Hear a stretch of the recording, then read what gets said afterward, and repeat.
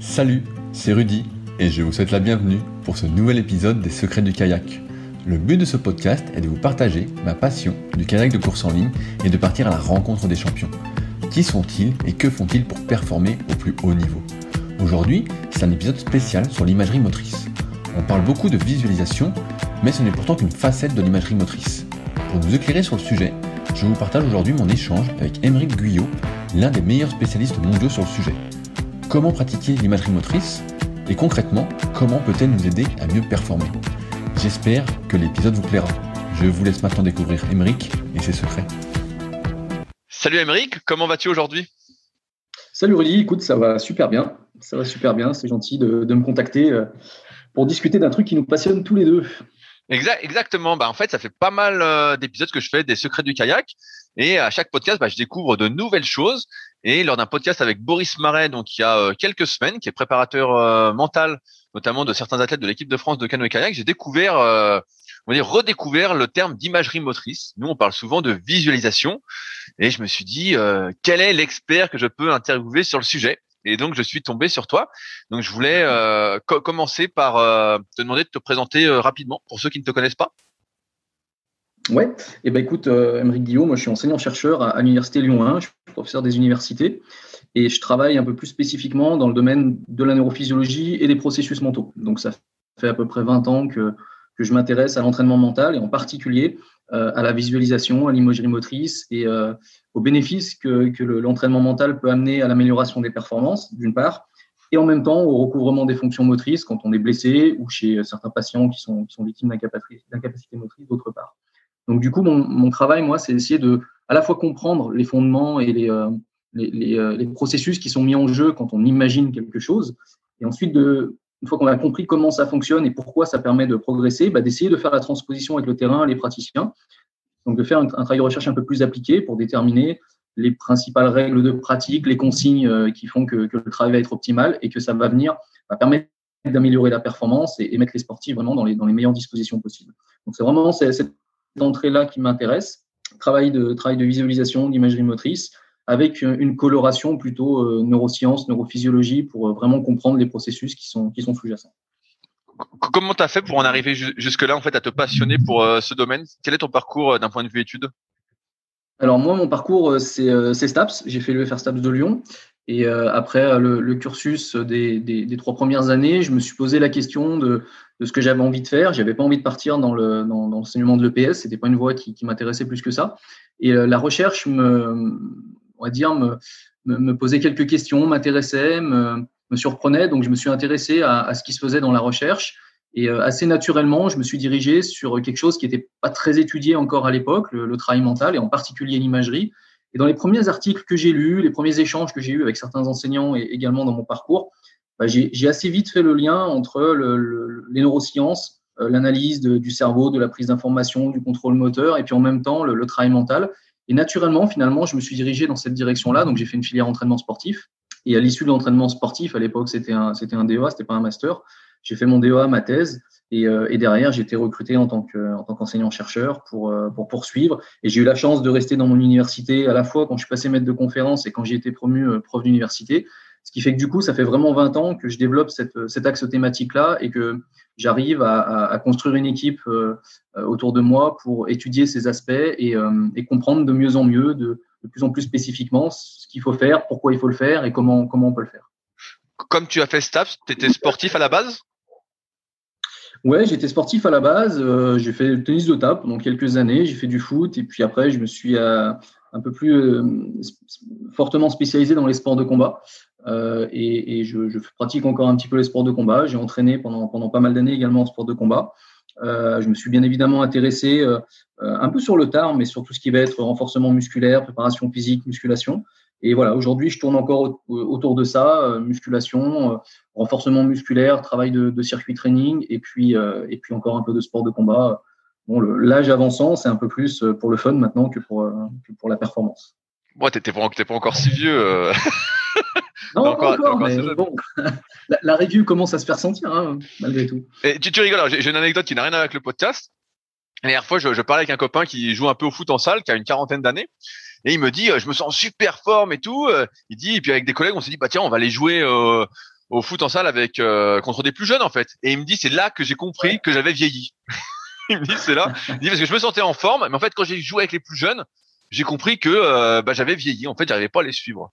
Et je trouve ça assez drôle. Je me souviens, pareil, petite anecdote, un collègue qui doit avoir 4-5 ans de plus que moi, et quand j'avais 39, je crois, donc ils vont en avoir 43, 44, il me dit, voilà, j'ai pris un coup entre 40 et 45, d'un coup, je l'ai pas vu arriver. Et moi, à ce moment-là, j'étais au top, je me sentais super bien, là, comme tu décris. Et là, ça fait 4-5 ans maintenant que c'est passé. Et je comprends un petit peu mieux ce qu'il a voulu me dire, effectivement, quand tu mets 2 ou 3 jours à récupérer d'une séance que tu es arrivé à doubler dans la journée quelques années avant. C'est là que tu dis, aïe, le mal commence, on est de l'autre côté de la courbe. Là. Justement, ça va nous amener au sujet que je souhaitais aborder avec toi. Aujourd'hui, on parle beaucoup de visualisation et ça me semble être un terme un peu incomplet. Est-ce que tu peux donner la définition de l'imagerie motrice? Qu'est-ce que c'est exactement? Alors, l'imagerie motrice, c'est la représentation mentale d'un mouvement sans que ça débouche sur l'exécution de ce mouvement-là. C'est-à-dire qu'on va être amené à revivre mentalement, à resimuler, réévoquer mentalement le mouvement dans ses moindres détails. On évoquera certainement au cours du podcast les objectifs de travail parce que le contenu va changer, mais globalement, c'est simuler mentalement, réévoquer mentalement, revivre mentalement la séquence motrice ou le mouvement le plus précisément possible. Donc, comme si on était en train de le faire. Et ça, on va le faire à travers différentes modalités sensorielles. Par définition, la représentation mentale d'un geste, elle est ce qu'on appelle multimodale, c'est-à-dire qu'on combine tous les sens dont on dispose, y compris ce que Berthoz avait appelé il y a quelques années le 6e sens, la proprioception. Donc, on aura l'occasion d'y revenir, c'est ce qu'on appelle l'imagerie kinesthésique. Et en fait, on va chercher à utiliser tous ces sens-là pour avoir une imagerie, une représentation la plus riche possible. Et paradoxalement, la différence avec la visualisation, elle est tout d'abord sémantique. Parce que visualisation, ça renvoie à visuel. Donc, il y a une grosse base sur l'image, sur la modalité visuelle. C'est vrai que c'est un petit peu la reine des sens. On a du mal à se défaire des informations visuelles. On en est bombardé au cours de la journée. Mais en réalité, quand on imagine un mouvement, on va dépasser le visuel. Alors, on ne va pas chercher à le remplacer, contrairement à ce que pensent beaucoup de praticiens, par du proprioceptif ou du kinesthésique ou du tactile. On va venir l'enrichir simplement. C'est-à-dire qu'au départ, on a plutôt une représentation visuelle. On vient enrichir par-dessus avec les autres modalités sensorielles. Donc, c'est vraiment à la fois une question de sémantique et une question de conceptualisation du travail. Maintenant, c'est vrai que le terme visualisation, il est quand même beaucoup plus souvent employé parce qu'il est peut-être plus lisible qu'imagerie motrice. La preuve, c'est que dans l'ouvrage que j'avais fait, moi, j'ai parlé de visualisation. J'ai illustré ça dans les sports de combat. On peut le transposer aux autres APS, mais j'ai bien parlé de visualisation parce que les praticiens comprennent mieux le terme de visualisation que le terme d'imagerie motrice, qui n'est pas très répandu sur le terrain. Donc, je fais à la fois une différence. L'imagerie motrice, c'est beaucoup plus riche que la visualisation. Il y a toutes les autres modalités sensorielles. Et en même temps, il faut être capable de faire le chemin dans l'inverse pour que l'échange avec les praticiens soit plus parlant ou plus, on va dire, plus réaliste et que finalement, ça renvoie à des choses qu'ils maîtrisent un petit peu mieux. J'ai une question qui me vient. Est-ce qu'on peut imaginer ou se représenter quelque chose qu'on n'a jamais fait? Je prends un exemple me concernant. Je m'entraîne à jongler, mais je n'arrive pas à me voir jongler à 4 balles. Et donc, je n'arrive pas à jongler à 4 balles, bien que je fasse tout ce qu'il faut, entre guillemets, pour y arriver ou presque. Est-ce qu'on peut dire que si on n'arrive pas à s'imaginer faire quelque chose, on peut pas y arriver, mais que l'inverse, par contre, si on arrive à le faire, on arrive à s'imaginer? Tu vois ce que je veux dire? Alors, c'est globalement vrai ce que tu dis. Et il faut pas oublier que l'imagerie ou la représentation du geste, elle est sur une sorte de continuum qui va à l'extrémité sur l'imaginaire. Et dans l'imaginaire, on peut tout à fait imaginer ce qu'on veut, y compris quelque chose qu'on n'a pas vécu ou même qui n'existe pas. Je me souviens dans une conférence, on m'a demandé de trouver des petites situations un peu cocasses et j'avais proposé au public d'imaginer un chien en train de faire du vélo. On y arrive très très bien à imaginer ça parce qu'on va associer des images de quelque chose qui, sauf quand on est sous hallucinogènes, n'existe pas. Et donc, du coup, on arrive à imaginer quelque chose d'extrêmement riche, d'extrêmement précis, même si on ne l'a pas vécu. Et ça vaut pour de la motricité ou une séquence de mouvements qu'on n'est pas encore capable de faire ou qu'on n'a encore jamais testé. L'inconvénient de ça, c'est que très souvent, quand on imagine quelque chose qu'on n'a jamais expérimenté, c'est très approximatif. Et l'inconvénient de l'approximatif dans le travail mental, c'est que ça peut devenir très vite contre-productif. C'est-à-dire qu'on va construire finalement sur des repères qui sont faux et en quelque sorte c'est pire que si on faisait pas une représentation mentale du geste. Je propose souvent, moi, à mes étudiants d'imaginer, j'en ai pas beaucoup qui font ça, donc ça marche bien, de s'imaginer en train de faire du parachutisme, une sorte d'enchaînement de figures en vol relatif, en sautant de l'avion. C'est quelque chose qu'ils sont capables de conceptualiser parce qu'ils ont des figures gymniques, ils les décrivent, ils reflètent ce qu'ils ont déjà vu ou ce qu'ils pensent être la figure en question, puis ils s'imaginent le faire dans les airs. Mais en réalité, ça va tellement être approximatif que ça va pas être intéressant pour eux. Donc, quand on n'a jamais fait le mouvement, c'est assez rare de se lancer dans un travail d'imagerie ou de visualisation pour cette raison-là. Il vaut mieux le faire, ne serait-ce que quelques essais pour avoir vraiment des traces perceptibles sur lesquelles on va construire la représentation du geste.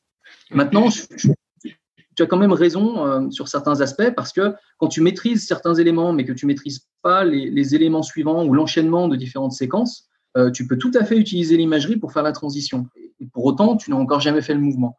Mais tu as quand même des repères. Je prends un exemple, c'est que j'avais discuté une année avec un entraîneur qui était spécialiste de trampoline et un de ses athlètes arrivait très bien à faire 2 figures et 2 enchaînements spécifiques, mais il avait beaucoup de mal à les enchaîner sur la toile.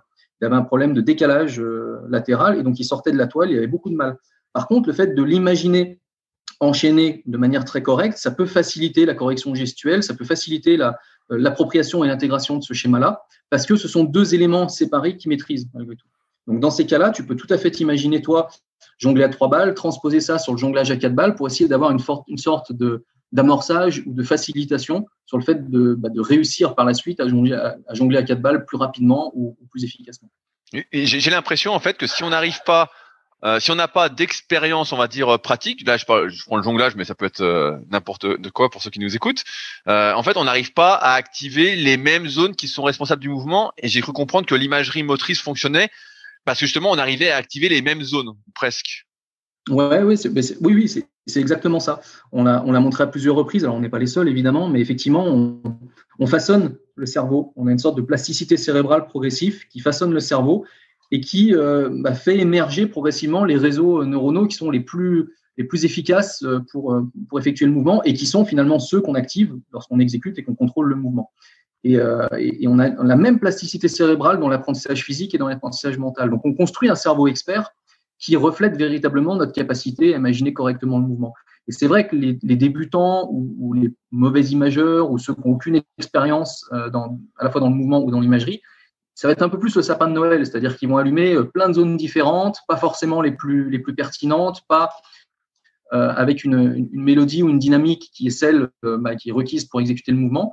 Et ça, finalement, ça les amène à une mauvaise représentation. Et qui dit mauvaise représentation, dit mauvaise automatisation du mouvement et un manque de justesse sur le mouvement en tant que tel, sur la technique du mouvement. Et donc, c'est pas efficace. Ouais. Et justement, je me demandais, est-ce qu'il y avait des facteurs qui pouvaient gêner justement cet apprentissage? Donc, je m'écarte un peu du sujet, mais par exemple, est-ce que on dit souvent que l'âge plus on vieillit, plus il est difficile d'apprendre.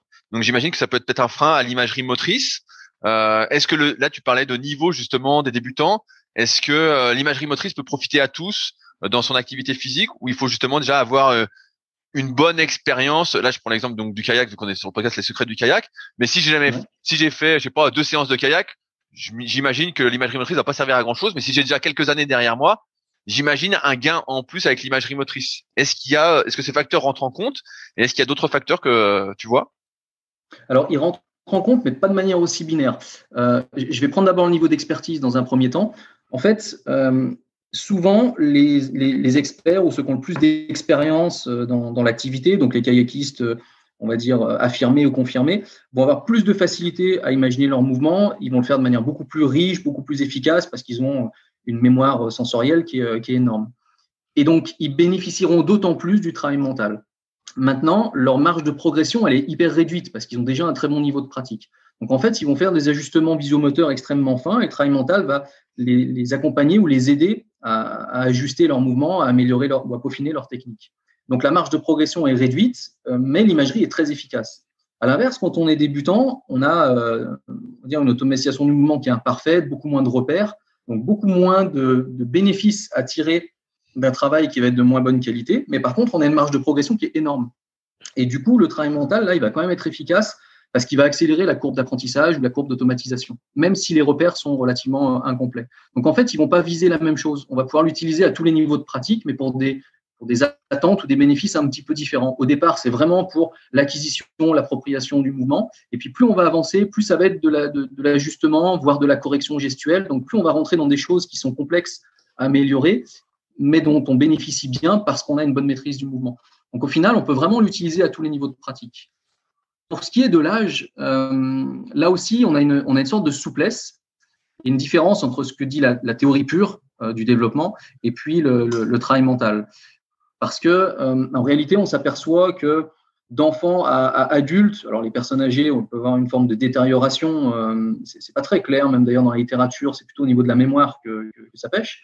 Mais globalement, de 7 à 65, 70 ans, on arrive à bénéficier du travail mental parce qu'on est capable de faire un travail de qualité, y compris chez les enfants, pour qui parfois les capacités de s'extraire du mouvement ou les capacités de représentation temporelle, la temporalité du mouvement, elle n'est pas correctement acquise au tout départ. La dimension kinesthésique avant 13-14 ans, elle est compliquée également. Et pour autant, ils arrivent bien à bénéficier du travail mental. Donc finalement, pour l'âge, la théorie nous demanderait d'être prudent chez les enfants, chez les adultes, chez les seniors, on va dire. Mais la pratique montre qu'en réalité, le travail est efficace à peu près à tout âge. Il faut simplement garder à l'esprit que l'enfant, surtout s'il est jeune, il a des difficultés à s'extraire du mouvement. Donc, il faut qu'on soit sur quelque chose de très ludique, qui ne soit pas rébarbatif, qui ne soit pas trop déconnecté de l'entraînement. Donc, plutôt une approche intégrée, plutôt une approche à proximité du mouvement avec pas mal d'allers-retours, parce que sinon, il va décrocher très rapidement. Est-ce que tu vois d'autres facteurs qui peuvent influencer ce niveau d'apprentissage par le travail mental ? Oui. Il y a un facteur qui est très important, c'est la capacité d'imagerie. C'est-à-dire que je vais le déconnecter du niveau d'expertise, même si souvent c'est lié. C'est-à-dire qu'en fait, les experts sont pas toujours les meilleurs imageurs et les débutants sont pas toujours les moins bons imageurs. Il y a des différences interindividuelles qui sont assez importantes, qui s'expliquent pas véritablement. En tout cas, c'est multifactoriel, ça pourrait s'expliquer par beaucoup de choses. Et en réalité, on se rend compte que avoir une bonne capacité d'imagerie, c'est vraiment mettre pas mal d'atouts et de chances de son côté pour bénéficier du travail. Donc, c'est vrai qu'au départ, on peut être avec des athlètes qui ont de bonnes capacités, avec qui c'est facile de mettre en place des cycles et de construire une planification de l'entraînement là-dessus. Et puis d'autres avec qui c'est plus compliqué parce que tout ce qu'on veut mettre en place est perturbé par le fait qu'ils ont des difficultés à imaginer le mouvement. Moi, j'ai régulièrement des athlètes qui me disent « j'arrive pas à l'imagerie kinesthésique, j'y arrive pas du tout. On a beau m'expliquer, me donner des conseils, m'illustrer, j'y arrive pas. » Il y en a d'autres qui vont te dire qu'en visuel, ils ont du mal dans certaines approches par rapport à d'autres, voire même, c'est plus rare, mais il y en a qui n'arrivent pas du tout à avoir d'image. Et là, du coup, on est obligé de mettre en place un travail d'éducation et de développement des capacités cognitives de représentation parce qu'il y a une sorte de base, de socle qui n'est pas là et qui complique vraiment la mise en place du travail. Donc ça, c'est une dimension qui est importante et qui est un peu négligée dans la pratique, également parce que tout se passe dans la tête de la personne et c'est difficile d'accès. Donc, ça confronte les praticiens, les athlètes, les entraîneurs à l'évaluation de la qualité du travail mental, l'évaluation des capacités de représentation du geste. Et ça, c'est pas évident parce que ça demande un certain nombre de connaissances, d'outils qui sont assez difficiles d'accès, qui vont permettre d'objectiver, de contrôler le respect des consignes, la qualité du mouvement. Voilà, c'est pas forcément évident, donc au quotidien et sur le terrain avec les athlètes, c'est vrai que c'est un peu plus complexe à mettre en œuvre. Et est-ce qu'on sait mesurer, parce que là on parle de critères un peu subjectifs, la personne te dit qu'elle n'arrive pas à imaginer, elle n'arrive pas à sentir ou à imaginer. Est-ce qu'on arrive à mesurer ça en laboratoire avec des électrodes sur le cerveau, à dire ah oui, effectivement, on voit que cette personne-là n'arrive pas à imaginer? Ouais, on a des outils qui nous permettent d'aller jusque-là, d'analyser la qualité de la représentation du geste, de savoir si oui ou non il s'engage dans une activité mentale, de voir comment cette activité mentale se rapproche du mouvement réel. On a des outils quand même assez élaborés qui nous permettent d'avoir des informations beaucoup plus objectives que le simple ressenti ou la simple verbalisation de l'athlète. Maintenant, on va quand même garder à l'esprit que ça restera toujours ce qu'on appelle une inférence, c'est-à-dire une hypothèse d'explication liée au travail mental. Pour le dire plus simplement, si j'enregistre des marqueurs physiologiques, que ce soit par IRM, que ce soit par les indicateurs plus ambulatoires comme la fréquence cardiaque ou d'autres mesures neurovégétatives, mais que j'ai des marqueurs objectifs d'une activité mentale, ça reste des marqueurs d'une activité mentale. Ça reste pas des marqueurs spécifiquement de la représentation mentale du geste. Donc, je vais avoir des marqueurs qui me montrent que l'individu s'engage dans une activité mentale, qu'il a un effort cognitif, qu'il a un traitement de l'information, qu'éventuellement il a une émotion. Mais par contre, je n'ai aucune certitude absolue que c'est véritablement ce que je suis en train d'étudier si je lui ai demandé de faire de l'imagerie. Autrement dit, s'il est en train de penser à autre chose ou de se parler en dialogue interne, je vais avoir le même genre de modifications neurophysiologiques qui sont le témoin d'une activité mentale, mais qui seraient le témoin du coup d'autre chose. Donc ça reste quand même une inférence. On essaye de contrôler ça en laboratoire, en croisant avec des consignes, avec des situations de contrôle, etc. Mais ça reste quand même une inférence. Ça reste quelque chose qui est indirect et on n'aura jamais la certitude absolue de ce qui se passe dans la tête de l'athlète. Ah, c'est hyper intéressant. Et justement, ça me permet d'enchaîner sur. Tout à l'heure, on parlait de visualisation, mais l'imagerie motrice, c'est bien plus que ça. Donc moi, j'ai en tête que l'imagerie motrice, ça peut être de se voir faire, ça peut être de voir quelqu'un faire et de copier ce qu'il fait. D'ailleurs, j'ai une question là-dessus. Est-ce que si on voit quelqu'un dans la réalité ou si on regarde une vidéo, est-ce que ça peut aider justement? Est-ce que c'est la même chose ou est-ce que c'est différent?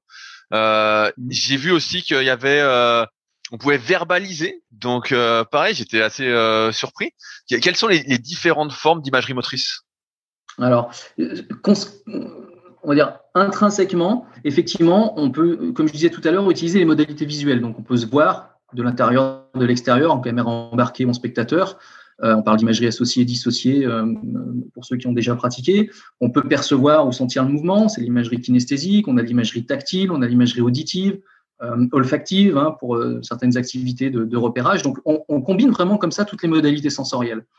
Et derrière, on va pouvoir décliner des formes de travail effectivement un peu différentes. Tu évoquais le fait de verbaliser en même temps. C'est un des exercices que je fais faire ça aux étudiants et aux athlètes. C'est intéressant parce que ça permet d'expliciter ce qu'on est en train d'imaginer. Donc, ça donne une indication déjà sur ce que la personne imagine.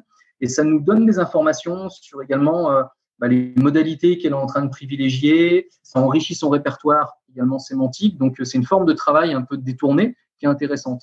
Au même titre, on va pouvoir faire ce qu'on appelle de l'imagerie dynamique, c'est-à-dire de l'imagerie, mais en bougeant. On a tous à l'esprit les skieurs qui bougent un peu en simulant leur descente, ou les sauteurs qui s'imaginent leur course d'élan, ou la patrouille de France qui s'imagine les différents mouvements réalisés pour les figures à faire dans l'air. Et ça, c'est ce qu'on appelle de l'imagerie dynamique. On se rapproche un petit peu du mouvement, on fait de l'imagerie en mouvement, en quelque sorte. Tu évoquais aussi l'observation. Pendant très longtemps, l'observation et la visualisation ou l'imagerie ont été étudiées de manière séparée. Donc, dans cette configuration-là, effectivement, observer peut inciter ou peut faciliter le travail d'imagerie et inversement. On parle souvent d'amorçage. Et chez les enfants, ça fonctionne très bien. On leur passe une vidéo, il y a une sorte de résonance, il y a un phénomène d'imitation, il y a un phénomène de motivation par-dessus. Et derrière, ils ont une meilleure représentation de ce qu'ils doivent faire et ils y arrivent mieux, un petit peu plus rapidement.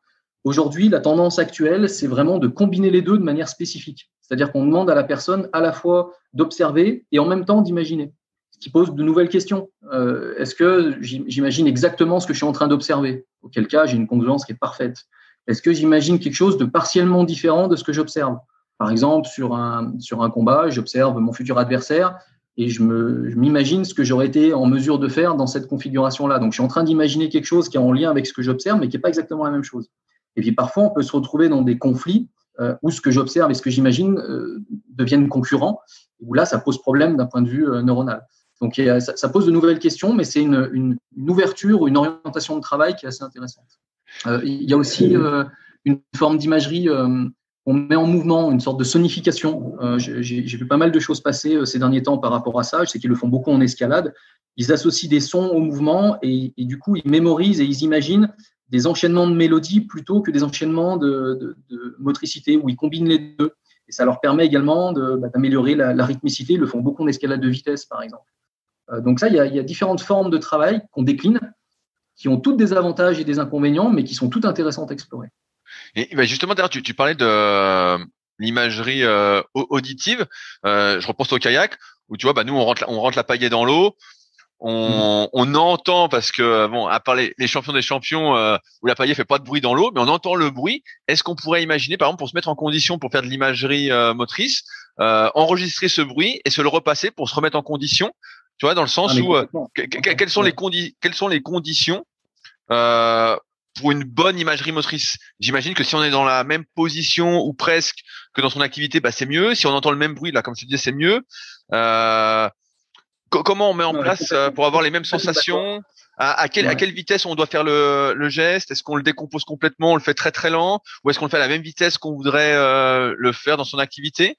Comment on fait tout ça? Ouais, alors pour reprendre ton exemple complètement, hein, enregistrer la bande son, c'est quelque chose qui se fait bien. Sur les activités avec support musical aussi, ça se fait énormément. Et c'est hyper intéressant. Ça fait une sorte de guidage auditif, au même titre que l'observation fait une sorte de guidage visuel. Donc ça facilite vraiment le travail et c'est hyper intéressant à faire. Derrière, on va garder à l'esprit que en fait la forme de travail d'imagerie va vraiment dépendre de l'objectif. Et avant de répondre à ta question et donner quelques principes vraiment importants, parce que tu en as évoqué plusieurs ici, ça me paraît important d'identifier les 4 grandes directions qu'on peut prendre. La première, c'est d'envisager le travail de vraiment, on va dire, le domaine entre guillemets psychologique de confiance en soi, motivation, régulation de l'anxiété, routine de performance. Ça, c'est vraiment la dimension psychologique où on travaille sur l'athlète et pas sur la performance, et où la marge de manœuvre, elle est beaucoup plus large. C'est-à-dire que vraiment, le critère de réussite absolue, c'est la consigne absolue, c'est l'efficacité, la réussite, le côté positif. Et finalement, le côté technique, position dans laquelle on le fait, vitesse, etc., ça devient très secondaire. Par contre, dès qu'on va basculer sur un autre domaine, une autre orientation, la deuxième, qui est le perfectionnement technique ou l'apprentissage, enfin la performance, au sens très large du terme, là, on doit être hyper rigoureux. C'est-à-dire qu'on doit respecter énormément de règles de pratique. Et tu l'évoquais, imaginer à la vitesse réelle du mouvement. On évite d'accélérer ou de ralentir, en tout cas dans un premier temps. On est dans une position qui est la plus proche possible du mouvement. Donc, on va plutôt éviter la relaxation et d'être allongé. On va plutôt le faire de manière intégrée pendant l'entraînement, hein, juste après ou juste avant l'exécution réelle, pendant les temps de repos, etc. On va chercher à avoir un niveau d'activation qui est assez proche physiologiquement de celui de la pratique réelle. On va être dans un contexte qui est vraiment le plus favorable possible. Donc, en fait, on va chercher à se rapprocher le plus, à calquer vraiment avec le mouvement réel. Et en plus, on va bénéficier de la proximité avec le mouvement réel. Donc, vraiment, pour ça, moi, je préconise de l'imagerie intégrée à l'entraînement. Après, on a une troisième forme de travail qui est un peu intermédiaire. C'est plutôt de la dimension tactique, stratégique, où là, on peut travailler un peu dans les 2 directions. On essaye de trouver un compromis entre les 2. Et puis, le dernier cas de figure qui est un peu particulier, c'est quand on est blessé, pour essayer de à la fois poursuivre l'entraînement et puis favoriser la récupération, alors psychologique, mais aussi physiologique. Hein. On va limiter la perte de force, on va limiter la perte d'amplitude articulaire, on va récupérer un peu mieux, éventuellement plus vite. Donc là, voilà, c'est une forme de travail un petit peu différente. Et en fait, c'est vraiment important d'avoir à l'esprit qu'en fonction de ces orientations-là, de celles que je vais privilégier ou de celles au singulier ou au pluriel, je vais vraiment avoir parfois des contenus et des moments de travail qui vont être très différents.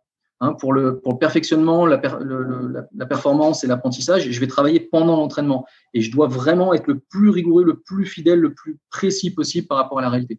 Par contre, sur le côté confiance en soi, motivation, je vais pouvoir travailler à la fin de l'entraînement, le soir chez moi, dans le minibus qui m'emmène en compète, sur des séances un peu spécifiques. Là, j'aurai beaucoup moins de règles à respecter. Je pourrais me déconnecter de la pratique. Je pourrais faire de la relaxation ou différentes formes de préparation mentale, d'autres formes de préparation mentale avec. Vraiment, je vais travailler de manière très, très différente. Justement, là, tu parlais un peu de tout ce qui était blessure pour moins perdre. Comment ça se fait qu'on perd moins tu sais, là maintenant, on est dans une génération où quand on est blessé, moi, je viens d'une époque où quand on était blessé, on disait faut rien faire. T'allais chez le médecin, il disait faut rien faire. Aujourd'hui, là, tu parlais justement quand on a une tendinite, on sait très bien qu'il faut pas s'arrêter, faut continuer. Le tendon s'adapte perpétuellement. Et là, justement, comment ça marche l'imagerie motrice quand on est blessé pour que ça nous aide à maintenir entre guillemets notre niveau et à revenir plus vite après une fois qu'on est plus blessé. Comment ça fonctionne étant donné que nos muscles en fait ne s'activent pas, tu vois, c'est que qu'il y a dans ma tête en tout cas, j'ai l'impression que ça s'active qu'au niveau du cerveau et ça va pas aller activer mes muscles. Tout à fait. Et pourtant, ça va avoir un effet. Alors, il y a 3 types d'effets quand on est blessé. Il y a les effets vraiment psychologiques. Je vais pas m'étendre parce que c'est autre chose. C'est beaucoup plus connu. Hein. C'est la douleur, c'est la conviction qu'on va récupérer, l'adhérence au programme, etc. Donc, c'est sur l'individu. Et puis, il y a le côté où on peut continuer à s'entraîner de manière sportive. Donc, on peut continuer à faire un travail comme quand on n'est pas blessé sur de la technique gestuelle, par exemple.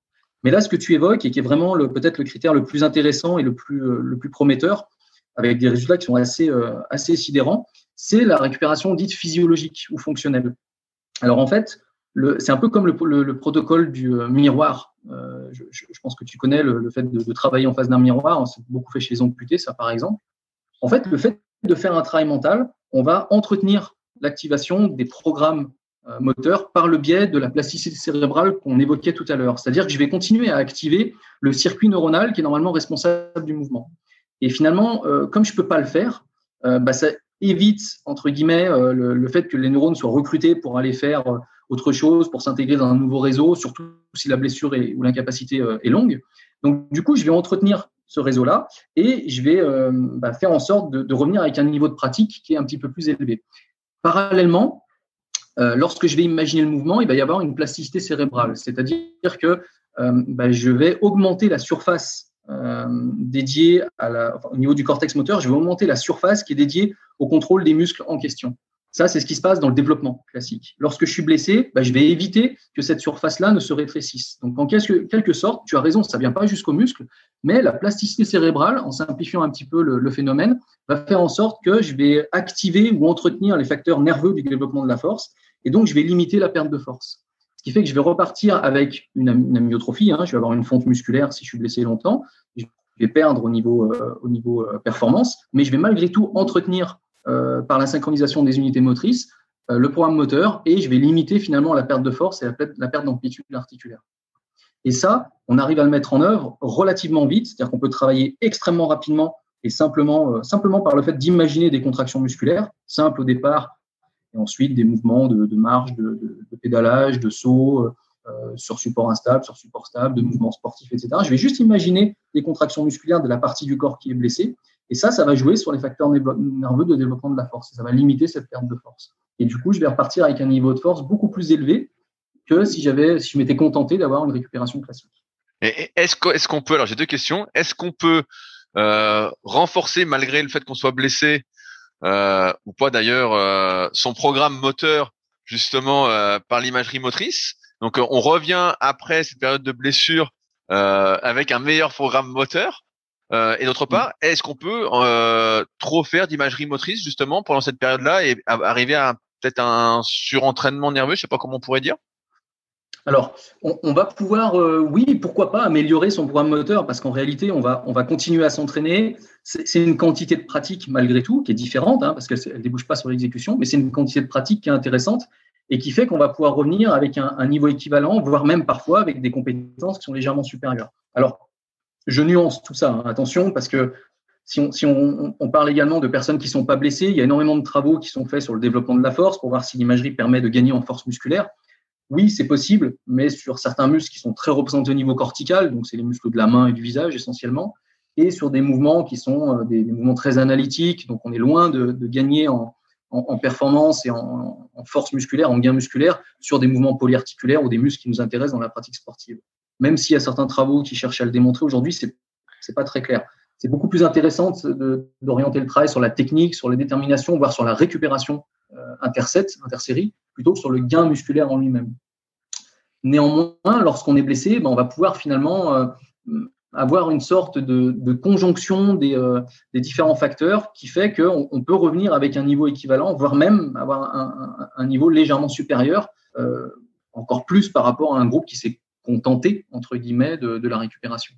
Maintenant, de là à en faire plus, j'aurais tendance à te dire que c'est très exigeant d'un point de vue nerveux, en termes de concentration, surtout quand on n'est pas blessé. Donc ça, souvent, on voit que les sportifs, quand ils s'engagent dans un travail mental en n'étant pas blessés, ça peut être très, en tout cas au départ, très sollicitant, donc générer une forme de fatigue mentale qui se répercute derrière sur les performances, sur les capacités d'entraînement. Lorsqu'on est blessé, paradoxalement, on est tellement démuni qu'on est beaucoup plus disponible, beaucoup plus ouvert et beaucoup plus capable d'enchaîner le travail. Donc finalement, c'est assez rare de générer un surplus ou de fatiguer de manière à outrance un athlète qui est blessé, ce qui fait que du coup, ça devienne contre-productif. Ça peut arriver chez un athlète sain, c'est assez rare chez un athlète blessé, on a même plutôt du mal à les canaliser. Généralement, ils veulent en faire, surtout s'ils se rendent compte que c'est efficace, ils veulent en faire. Donc là, la règle, c'est surtout il y en a deux, on va dire, c'est de contrôler que ça ne devienne pas approximatif dans la mise en œuvre, c'est-à-dire que ça reste toujours, on ne confonde pas vitesse et précipitation, que ça reste quelque chose de qualitatif, même si on en fait beaucoup.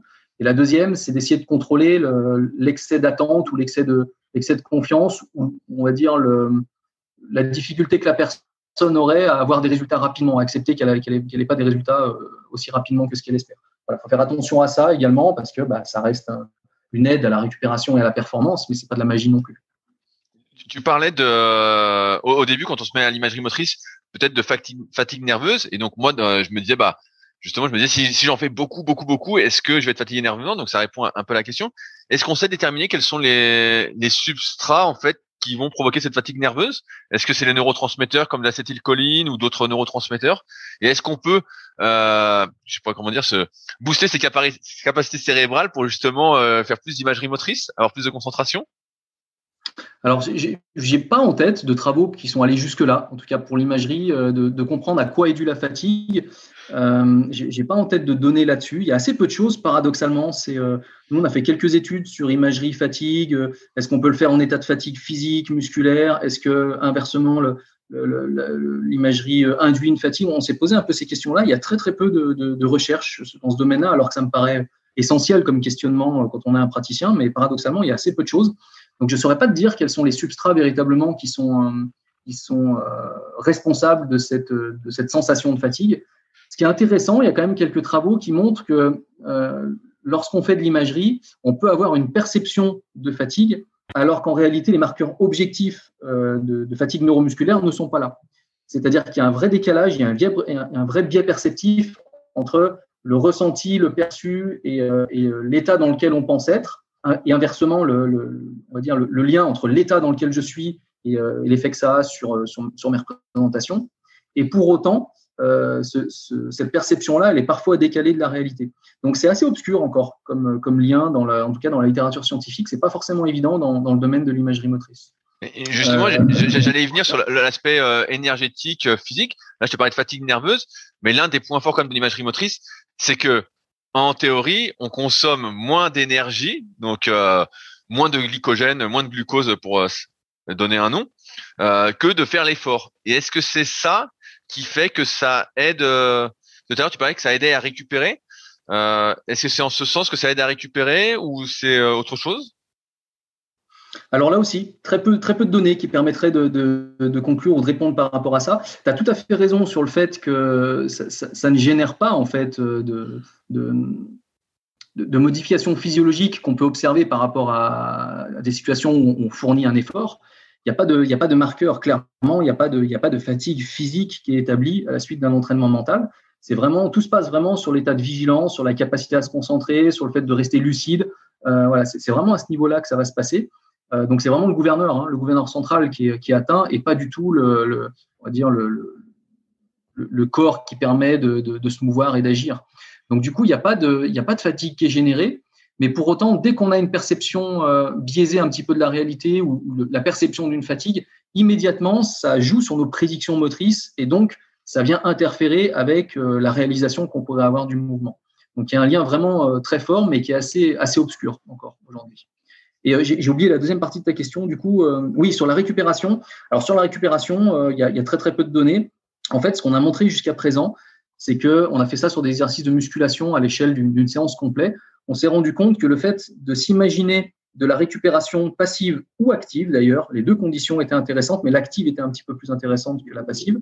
Mais le fait de s'imaginer soit un travail de relaxation musculaire, soit un travail de très légère activation musculaire des muscles qui étaient concernés par le mouvement, ça avait pour effet d'avoir une quantité de travail et un effort un peu plus intéressant à l'échelle d'une séance. Donc, on ne va pas jusqu'à avoir des reps supplémentaires sur un mouvement, par exemple, ou autre. On n'est pas allé jusque-là. Mais ça permettait d'avoir une quantité de travail et une activation physiologique à l'échelle de la séance qui était supérieure. Donc, ça contribuait finalement à mieux récupérer entre les séries et à être un peu plus performant, mais à l'échelle de la séance. Mais là encore, à ma connaissance, j'ai pas vu d'autres travaux pour le moment sur le sujet. Il y en a qui vont sortir. Ça nous permettra de mieux comprendre. Et certainement que ce sera révélateur et que ça permettra d'orienter les consignes de pratique. Par exemple, là, on est en train de s'intéresser aujourd'hui, nous, on a une étude qui tourne sur vraiment caractériser l'activation musculaire subliminale, qui est de l'ordre du microvolt, qu'on enregistre dans les muscles concernés par le mouvement lorsqu'on imagine le mouvement. On sait qu'il y a une activité musculaire qui est très, très fine, qui est certainement un résidu de la commande motrice, ou en tout cas un résidu d'une facilitation incomplète de la commande motrice, hein, ça n'est pas suffisant pour faire le mouvement, mais on a un petit reflet quand même de la commande motrice avec toutes les particularités qui sont celles du mouvement réel. et on essaye de mieux comprendre finalement comment se reflète, à quoi est due cette petite activité musculaire, et on commence à avoir des outils qui nous permettent vraiment d'analyser ce qui se passe. Parce qu'aujourd'hui, on savait simplement qu'on avait une activité musculaire, mais on ne savait pas quelle unité motrice. Voilà, donc ça reste encore assez obscur. Et justement, est-ce que tu peux développer cette partie-là? Tu sais à quoi c'est dû? Non, parce que l'étude est vraiment en cours. Elle est en cours, ok. C'est extrêmement compliqué d'arriver, même quand on répète un effort, si tu veux, on a des outils qui nous permettent d'aller identifier les unités motrices qui vont être activées. Mais lorsqu'on répète l'effort, c'est très compliqué, déjà physiquement, mais alors encore plus mentalement, de pouvoir avoir les mêmes unités motrices qui sont recrutées d'un essai sur l'autre. Donc, du coup, ça met quand même du bruit dans l'analyse du signal, et on n'a pas encore suffisamment de données qui nous permettent vraiment d'avoir des résultats révélateurs de ce qui se passe véritablement. Mais l'idée, ce serait de comprendre finalement un peu mieux pourquoi on a un gain de force grâce à la représentation du geste et comment ça se traduit sur l'activité neuromusculaire. Ah, c'est hyper intéressant, comme je te disais hors podcast. Moi, je me souviens d'une interview de Tom Platz dans un vieux monde du muscle, donc ça date, ça peut-être 10-15 ans, quelque chose comme ça, qui lui justement disait que des fois il était tellement motivé, il imaginait tellement ses séances en avance, donc c'est peut-être exagéré, donc mais que lui des fois il arrivait à avoir des courbatures avant même la séance, quoi. Il avait tellement, il disait qu'il avait tellement imaginé qu'il avait l'impression d'avoir les muscles déjà fatigués, et donc il faisait une séance pourrie, quoi. Donc alors c'est un peu ce qu'on disait tout à l'heure, c'est-à-dire que pour le moment on n'a pas les marqueurs objectifs qui témoignent de cet état de fatigue véritablement. Par contre, le simple fait qu'il ait le sentiment, donc la perception qu'effectivement il est fatigué, c'est largement suffisant pour expliquer qu'effectivement il se met dans un état, dans un premier temps mental, et dans un deuxième temps, du coup, comme le mental contrôle finalement le reste, dans un état physiologique qui soit pas propice à la performance, et que du coup il fasse vraiment une séance de merde. Donc même s'il n'y a pas de marqueur objectif et de vraies raisons de penser qu'il y a un effet vraiment sur la mécanique musculaire, par exemple en termes de courbature, de fatigue ou autre, l'état mental dans lequel on se met peut être largement suffisant, et on pourrait extrapoler pendant de longues heures sur le principe des croyances limitantes ou valorisantes d'ailleurs, qui viennent nous induire finalement dans un effet sur la pratique réelle. Donc ça m'étonne pas à la fois qu'ils puissent percevoir ça, et que derrière, ils fassent un lien avec le mouvement réel ou la performance réelle qu'ils faisaient dans la séance, même si aujourd'hui, on n'a pas les marqueurs objectifs qui permettent d'en témoigner. Je change un peu de sujet. On sait que dans l'activité sportive, quand on veut performer, donc on apprend le mouvement, plus on le répète, on va dire de manière correcte, plus on l'automatise. Est-ce qu'on peut trop automatiser son geste, dans le sens où est-ce que l'imagerie motrice justement peut aider à automatiser encore plus pour que le geste demande de moins en moins d'efforts nerveusement? Alors oui ou deux, c'est-à-dire que en fait on va observer une plasticité cérébrale qui témoigne de l'automatisation du mouvement équivalente lorsque je m'entraîne mentalement et lorsque je m'entraîne physiquement. Ce qui est relativement bien connu, c'est que plus on s'entraîne, moins c'est coûteux cognitivement de faire le mouvement, et plus on est efficace. Ça, c'est ce qu'on appelle l'efficience neurale. C'est-à-dire que les experts, ils activent moins les structures cérébrales les plus évoluées, ils descendent au niveau sous-cortical, et pour autant, ils sont plus performants. Et on observe exactement la même chose en imagerie. Ce qui fait que quand on combine les deux, on accentue ce processus-là, et effectivement, on va vraiment automatiser de manière beaucoup plus rapide et beaucoup plus efficace le mouvement, et à moindre coût cognitif. Maintenant, on n'est pas à l'abri lorsque l'imagerie est imparfaite, d'automatiser de manière imparfaite. Donc, on peut tout à fait automatiser un mouvement avec une petite erreur gestuelle, auquel cas, plus on va l'automatiser, plus ce sera coûteux de désapprendre pour réapprendre et de corriger le mouvement. Là encore, j'ai envie de dire, on a de la chance, c'est que ça, c'est très, très compliqué d'un point de vue physique. Tous les athlètes le savent, quand ils ont automatisé un mouvement et qu'il faut le corriger, ça prend un certain temps, c'est très, très compliqué. Mentalement, c'est très facile à faire. Donc, du coup, on va vraiment utiliser l'imagerie comme un vecteur, un amorçage pour faciliter la modification gestuelle par la suite. Donc, ça marche dans les deux sens, et ça va vraiment aider à façonner le cerveau dans le sens d'une automatisation du mouvement, sans aucun problème. Ça. Si je comprends bien, ce qui différencie vraiment l'expert du débutant, c'est qu'il va utiliser de moins en moins de neurones, de zones de son cerveau pour réaliser le même mouvement. Au niveau cortical, ouais. C'est-à-dire qu'en fait, dans l'apprentissage moteur, il y a quelque chose qu'on identifie très bien quand on passe d'un mouvement qu'on est en train d'apprendre à un mouvement qu'on a automatisé. C'est ce qu'on appelle le fait d'avoir une attention focalisée sur le mouvement, qui nous empêche de regarder ce qui se passe autour d'ailleurs au départ, et de passer à une attention diffuse. C'est-à-dire qu'on a une attention diffuse sur le mouvement, ce qui nous permet de la libérer pour regarder ce qui se passe autour. On l'illustre très bien, par exemple, sur le dribble basket. Au départ, on est obligé de regarder le ballon pour pas le perdre, et on est incapable de voir ce qui se passe autour de nous, même si tous nos coéquipiers sont démarqués. Et puis à la fin, on n'a plus du tout besoin de regarder le ballon, on est capable de lire le jeu, de regarder, d'anticiper, et pour autant, notre dribble est beaucoup plus efficace. Et ça nous fait passer d'un contrôle conscient à un contrôle qu'on a qualifié d'infraconscient. C'est-à-dire qu'on descend d'un niveau de contrôle. On descend des structures corticales qui sont les structures les plus hiérarchiquement les plus supérieures dans le cortex. On descend à un niveau sous-cortical. Et du coup, on libère le cortex. Donc, on a moins d'activation dans le cortex, c'est moins coûteux cognitivement et ça lui permet d'aller faire autre chose. Donc, de regarder ce qui se passe autour, d'être plus efficace, d'anticiper, etc., etc. Et ça, c'est vraiment une marque, effectivement, de l'expertise. C'est la marque de l'apprentissage, c'est la marque de l'automatisation, c'est la marque de l'expert. Et c'est dans ce sens-là qu'on façonne le cerveau expert. Je me souviens d'une émission qu'on avait fait il y a quelques années sur Arte avec Venceslas Dabaya, l'haltérophile français qui avait été médaillé à Pékin. Et c'était extrêmement flagrant, c'est-à-dire cette capacité à aller recruter vraiment uniquement les zones concernées par le mouvement, moins d'activation globale quand il imagine le mouvement que le sportif débutant, et pour autant une imagerie qui est beaucoup plus efficace, et on a la même chose au niveau de la pratique réelle. Ça, c'est vraiment une marque de l'expertise. On appelle ça le cerveau expert. Est-ce qu'il y a une limite à l'apprentissage moteur? Est-ce qu'on peut toujours descendre, entre guillemets? Non, il y a une limite, c'est-à-dire qu'en fait, il y a quelques circuiteries qui sont bien identifiées et du coup, on va basculer d'une circuiterie à une autre pour schématiser. Après, on va pas pouvoir descendre encore davantage ou partir sur une autre circuiterie parce que du coup, les structures sont plus vraiment impliquées. Les structures ne seraient plus impliquées dans les processus de mémorisation, d'apprentissage, de planification du geste. Donc, il y a des circuits qui sont assez bien établis. Et derrière, la différence, elle va se faire vraiment sur de la prise d'information, de la lecture de la situation, de l'anticipation, de la capacité à faire de l'anticipation de coïncidence. Donc ça, c'est des choses complémentaires qui vont venir derrière. Mais les circuits de mémorisation et d'automatisation, ils sont relativement bien connus maintenant. J'ai une question qui a peut-être rien à voir, mais tu connais sans doute la règle des 10 000 heures qui dit qu'il faut pratiquer une activité délibérément et avec joie pendant 10 000 heures pour en devenir un expert.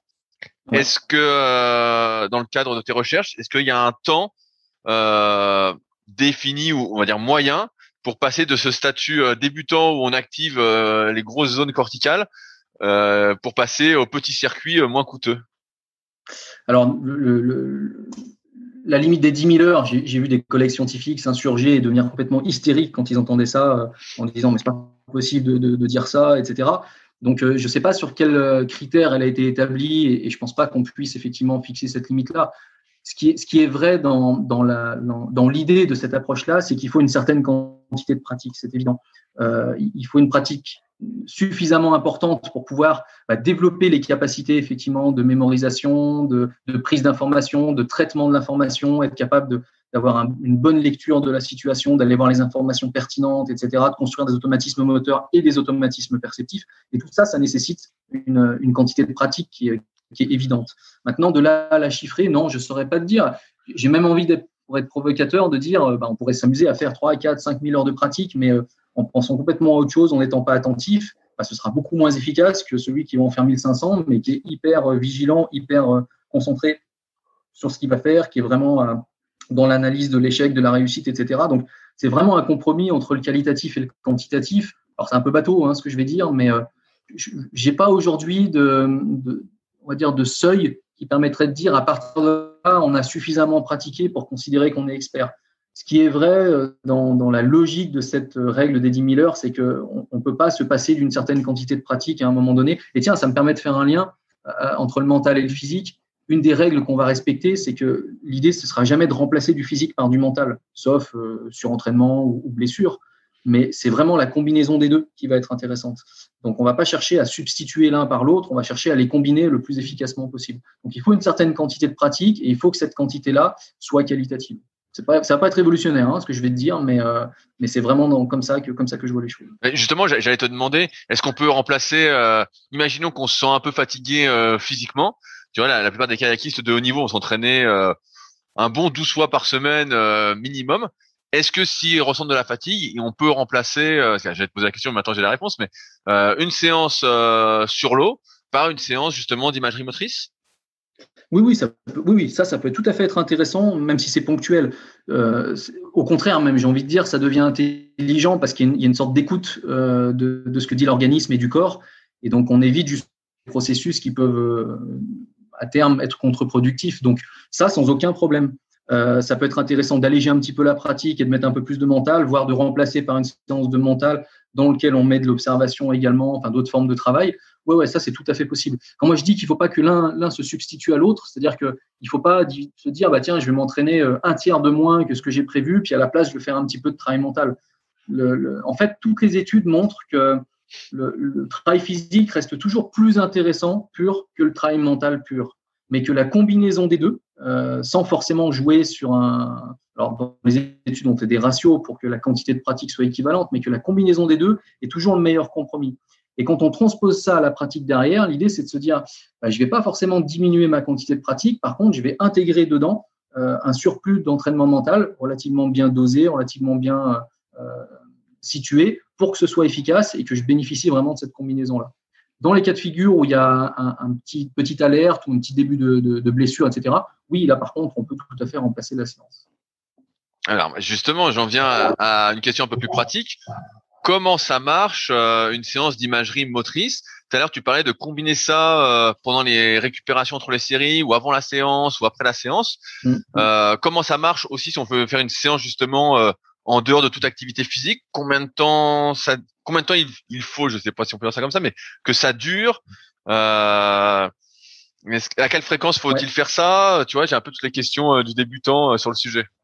Ouais, toutes les questions du dosage et des fréquences, mais là encore, c'est hyper important et ça part dans tous les sens, que ce soit sur la pratique ou en séance d'ailleurs.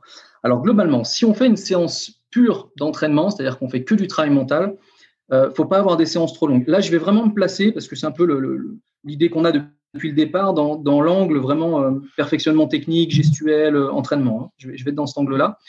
On va faire des séances qui ne sont pas trop longues, c'est-à-dire qu'on va plutôt faire des séances qui vont durer 15-20 minutes en moyenne, pas bien plus, parce que ça devient compliqué derrière de rester suffisamment lucide et concentré.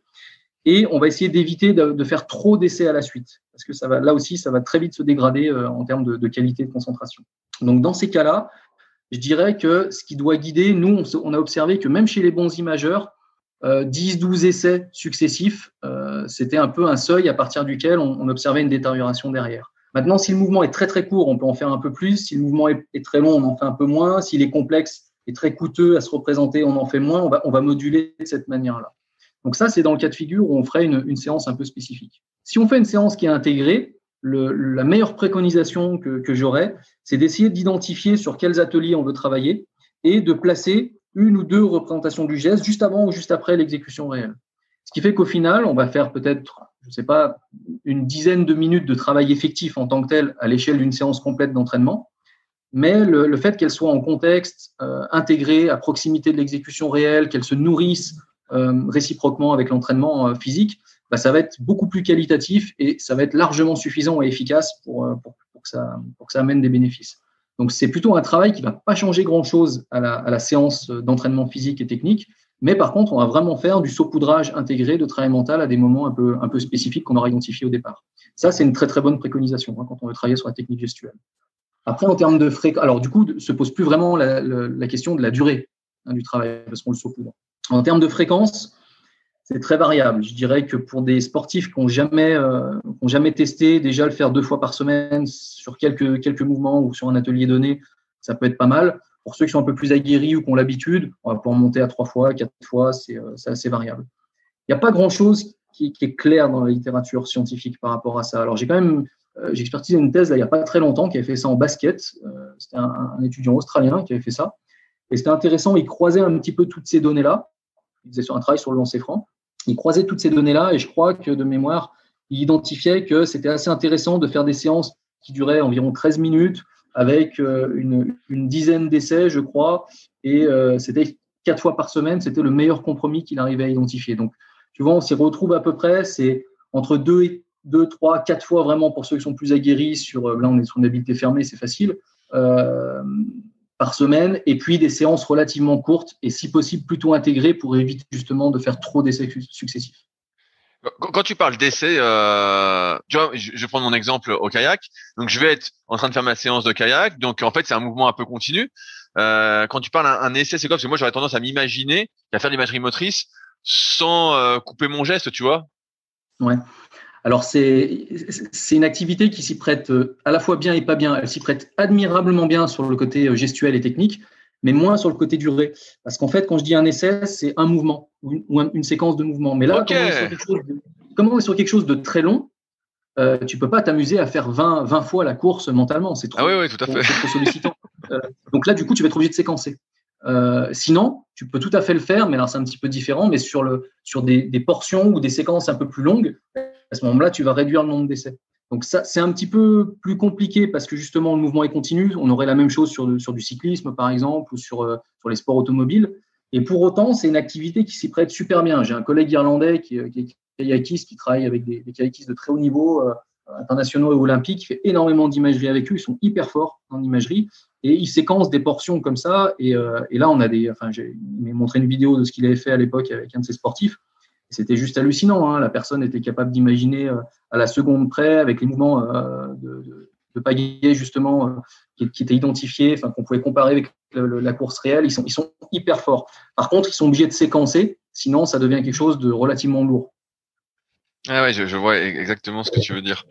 Je rebondis sur un truc que tu as dit tout à l'heure. Tu as dit que l'individu expert, quand il se mettait à l'imagerie motrice, il avait c'était plus du fignolage, on va dire, et que celui qui débutait avait plus de marge de manœuvre. Est-ce que ça signifie que lorsque l'on débute, on a tout intérêt à essayer de combiner rapidement l'entraînement physique et l'entraînement mental? Oui, au final, je pense que c'est une bonne idée parce que ça va vraiment accélérer la pente de la courbe d'apprentissage. Même s'il y a des choses imparfaites. Alors, quand on est au tout début des apprentissages, on peut même, tu l'évoquais tout à l'heure, imaginer quelqu'un d'autre, hein, partir de l'observation de quelqu'un d'autre. On observe une référence ou un collègue de bon niveau, puis après, on devient son propre modèle. Donc, c'est hyper intéressant assez rapidement, quand on est dans une logique quand même d'entraînement, de performance et d'automatisation, de pouvoir intégrer ce travail mental. On n'a pas besoin d'attendre d'être un sportif confirmé ou aguerri. On va finalement améliorer à la fois le mouvement et sa représentation en parallèle. Et donc, du coup, on va naturellement bénéficier de l'imagerie pour les différentes raisons, aux différents stades de l'apprentissage. Donc, moi, j'aurais tendance à le préconiser relativement vite dans le processus d'apprentissage. Ouais, c'est bien ce que je pensais aussi. Je me dis, si on fait ça dès le début, on gagne un temps fou. Oui, ça j'en suis convaincu, ouais, carrément. On gagne un temps fou. J'arrive un petit peu au bout de mes questions, Aymeric. Est-ce qu'il y a des sujets qu'on n'a pas abordés que tu souhaitais aborder sur l'imagerie motrice? Écoute, tu as été plutôt bon hein, dans l'identification des différents aspects. On a couvert pas mal de choses. Vraiment, moi, le truc sur lequel j'aimerais insister, c'est d'avoir à l'esprit qu'en fonction des objectifs de travail, il y a vraiment des règles de pratique. Il y a encore trop d'idées répandues que le travail mental, il se fait un petit peu au feeling ou en fonction de ce qu'on pense sur des idées reçues. Alors qu'en fait, il est quasiment aussi rigoureux, même si on a plus de marge de manœuvre, il est quasiment aussi rigoureux dans la planification, dans l'établissement des cycles d'entraînement que ce qu'on fait en technique et en physique. Donc, du coup, garder à l'esprit que il faut avoir des règles à respecter, c'est vraiment l'élément, le message essentiel. Et quand on travaille sur la technique gestuelle, c'est impératif. Peut-être je peux me permettre de revenir sur une dimension qui est souvent négligée et qui pourtant, on va dire, peut arriver sur des contre-performances, enfin, en tout cas avoir des effets néfastes extrêmement rapidement. Tu l'évoquais rapidement tout à l'heure, c'est la vitesse du mouvement imaginé. Imaginer son mouvement à différentes vitesses, c'est quelque chose qu'on fait très naturellement. Les débutants ont tendance à ralentir le mouvement parce qu'ils n'ont pas beaucoup de repères. Quand on veut corriger le geste, on a tendance à ralentir également pour bien identifier les différentes parties. Et au contraire, quand on a un peu d'expertise, on a tendance à vouloir accélérer. Sauf que très vite, on confond vitesse et précipitation. Et là, les études, nous, on avait fait ça avec des judokas de bon niveau. Elles sont extrêmement claires. C'est-à-dire qu'à partir du moment où on s'imagine le mouvement moins vite ou plus vite, c'est beaucoup plus souvent contre-productif que bénéfique. Déjà, ralentir un mouvement dans les activités sportives, il n'y a pas beaucoup de situations où c'est intéressant. Peut-être en apnée, c'est peut-être une des seules que j'ai identifiées jusqu'à présent. Mais le fait est que quand on s'imagine un mouvement au ralenti, l'effet que ça a, et c'est très rapide sans qu'on s'en rende compte, c'est que ça ralentit le rythme d'exécution réel. On casse un petit peu le schéma moteur et on intériorise un nouveau nouveau timing, un nouveau tempo, et du coup, ça ralentit l'exécution réelle. Et ça, c'est évidemment contre-productif. Et à l'inverse, quand on accélère… Non, on voit bien le principe de spécificité en fait. Si tu t'éloignes de ton geste, en fait, tu perds quoi. Ouais. C'est exactement ça. Et quand on l'accélère, ça fait la même chose parce qu'on devient un peu plus approximatif, on confond un peu vitesse et précipitation. Alors ça peut s'éduquer, ça peut être intéressant dans un second temps. On n'aura pas forcément le temps de le développer, mais ça peut être intéressant quand on a une bonne maîtrise de la temporalité, de pouvoir jouer sur cette accélération-là dans des phases de transition entre deux séquences, par exemple, pour corriger un défaut ou pour gagner quelques millièmes de seconde. Mais globalement, c'est plus souvent, en tout cas au départ, contre-productif. Et du coup, c'est un critère qu'il faut vraiment contrôler. Amusez-vous, ceux qui vont écouter ou qui pratiquent un petit peu, amusez-vous à jouer le jeu, à vous chronométrer sur un mouvement réel, ensuite à imaginer le mouvement comme si vous étiez en train de le faire et à vous déclencher le chrono au moment de la mise en action, vous arrêtez le chrono à la fin du geste, vous allez être surpris. Vous avez des sportifs qui sont convaincus, qui sont hyper précis, qui en mettent 2, 3, 4 fois plus de temps en imagerie qu'en mouvement réel. Et ça, ça a pour effet de diminuer la vitesse d'exécution. Donc, c'est peut-être un critère qui est encore un petit peu trop laissé de côté et qui est vraiment hyper important. Ok, hyper intéressant. Je réfléchis quand moi, j'essaie de faire de l'imagerie motrice. C'est vrai que je vais moins vite, j'ai l'impression, dans ma tête que ce que je fais sur l'eau. Donc, et si j'accélère, par contre, et que je vais plus vite que ma cadence, là, c'est pareil, ça me perd aussi. Il y a une dégradation. Ouais. Okay. Ouais, c'est un petit peu ce qu'on avait voulu aussi tester sur le dernier documentaire. Là, on en parlait un petit peu hors podcast avec Mélina Robert-Michon. On avait joué un petit peu sur ces vitesses-là. Elle nous avait fait un retour un peu de ce type-là. C'est-à-dire que s'imaginer plus vite, ça déstabilisait énormément et ralentir également. Enfin, on le retrouve bien. Les sportifs qui maîtrisent vraiment bien leur mouvement le rapportent très, très rapidement. C'est quelque chose c'est un petit grain de sable qui vient perturber le déroulement automatique et automatisé du mouvement. Et ça devient très vite contre-productif. Ok, c'est super. Si on souhaite en savoir plus sur ton travail ou te contacter si on a des questions par rapport à ce podcast-là, qu'est-ce que je mets comme lien? Écoute, alors tu peux mettre le lien sur les réseaux, il y a aucun problème, que ce soit moi j'ai Facebook, Insta et puis LinkedIn.